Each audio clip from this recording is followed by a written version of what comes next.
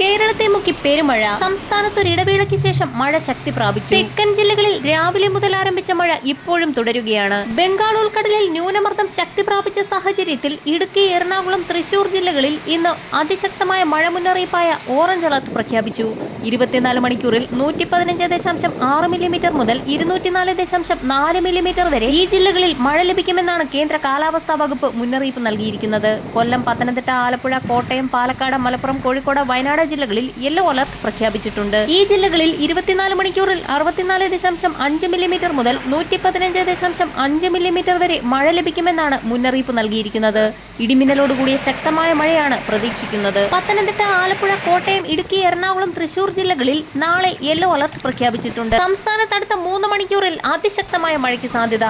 കൊല്ലം, പത്തനംതിട്ട, ആലപ്പുഴ, കോട്ടയം, ഇടുക്കി, എറണാകുളം, തൃശൂർ ജില്ലകളിൽ അടുത്ത 3 മണിക്കൂറിൽ അതിശക്തമായ മഴയ്ക്കാണ് സാധ്യത പ്രവചിക്കപ്പെട്ടിരിക്കുന്നത്. ഈ ജില്ലകളിൽ മഴയ്ക്കൊപ്പം മണിക്കൂറിൽ 55 കിലോമീറ്റർ വരെ വേഗതയിൽ വീശിയടിച്ചേക്കാവുന്ന ശക്തമായ കാറ്റിനും സാധ്യതയുണ്ടെന്ന് ദേശീയ ദുരന്ത നിവാരണ അതോറിറ്റി മുന്നറിയിപ്പ് നൽകി. അതേസമയം കേരള തീരങ്ങളിൽ ഇന്നു മുതൽ ശനിയാഴ്ച വരെയും ലക്ഷദ്വീപ് തീരങ്ങളിൽ വെള്ളി, ശനി ദിവസങ്ങളിലും മത്സ്യബന്ധനത്തിന് പോകാൻ പാടില്ല എന്ന് അധികൃതർ അറിയിച്ചു.